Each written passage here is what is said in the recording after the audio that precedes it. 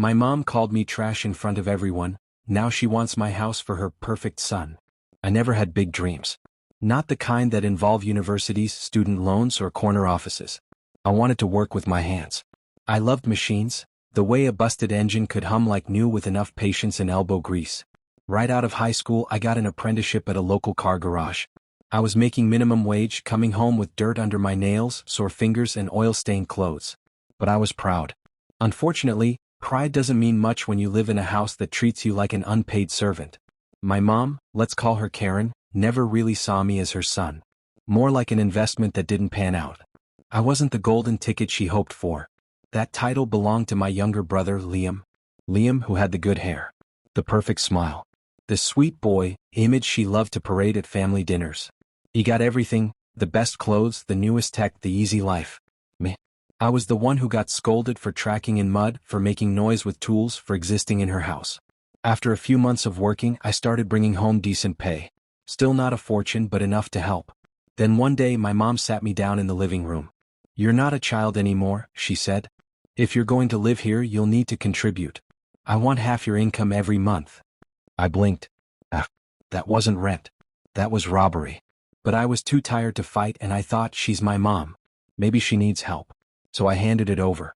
Every paycheck, half went straight to her. At first I thought she was struggling with bills. Maybe groceries or rent. But then Liam started showing off. New AirPods, a PS5, designer clothes, flashy sneakers. One day I came home early and overheard them talking. "Mom, don't worry about money, baby. Your brother's working. You deserve nice things." That night I cried. I'd been paying to fund his lifestyle. I kept quiet. I bottled it up, worked longer hours, saved what little I could. I had dreams. Maybe one day I'd get my own place. Maybe a small garage. Then came the evening that broke me. We were hosting a dinner, relatives, neighbors, some family friends. One of them asked me how work was going. Before I could speak, my mom laughed. "Oh, he works at a garage. He's basically a garbage man for cars. Just grease and tools." "Trash, really?" Everyone laughed. Some awkwardly. Others heartily. I stood there holding a plate of food, frozen. She looked me dead in the eye and smirked. That was it. I didn't say a word. I quietly walked to my room, packed my duffel bag, and left. No one tried to stop me. I crashed on my coworker's couch for 2 weeks. Ate ramen, showered at the garage, and worked overtime. Eventually, another mechanic offered me a tiny room above his workshop. Barely 100 square feet, a leaking sink, and a rusted ceiling fan, but it was mine. I lived on $10 a day, saving every penny. I wanted out of survival mode. One day, scrolling through local classifieds, I found an ad for a 1994 Toyota Supra. Junked. Non-running. Just $900. I drained my savings and bought it. Every evening after work, I spent hours fixing it. Cleaning. Welding. Replacing parts with spares from the garage. After 2 months, I listed it online. It sold in one day for $2,800. That was the spark. That was the moment I realized, this is my path. I started flipping cars. One at a time. Buy. Repair. Sell. Repeat. I lived simply. Didn't waste a dime. Slept on the floor sometimes. Burned my fingers. Skinned my knuckles. But it felt good. Honest. Real.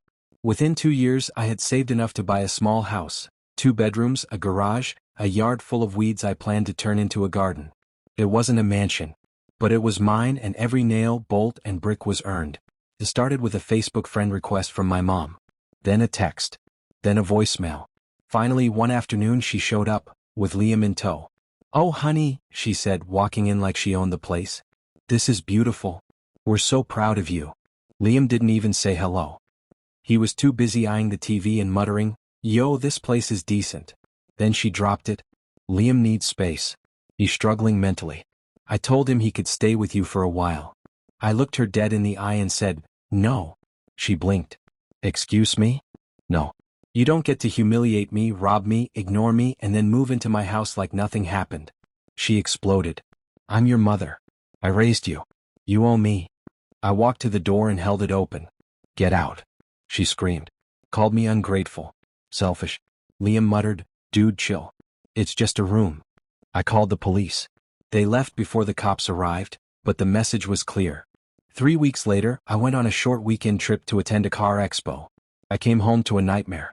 Front door broken. Garage ransacked. TV missing. Tools stolen. Liam's old shoes on my living room floor. Security cam footage showed everything. Mom using her old house key, which I didn't know she still had. Liam walking in like a king, both of them hauling stuff out. I called the police immediately. They were arrested 2 days later. I filed charges: breaking and entering, theft, and property damage. My mom fought back. She told the judge I had abandoned the family, and that since I used her roof for years, she had a right to a share of my house. The judge straight up laughed. "That's not how law works, ma'am." The evidence was undeniable. Texts, receipts, security footage, even past bank transfers where I'd sent her half my salary. She lost. They were both fined and hit with a restraining order. They're not allowed within 300 feet of my home or workplace. Word spread in the community. My relatives, the same ones who laughed at me years ago, started reaching out with sympathy and shame.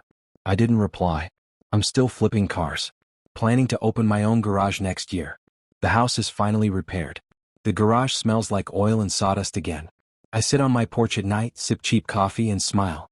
Because everything I have, I built with my own hands. And the best part? I'm not trash. I just took out the trash, permanently.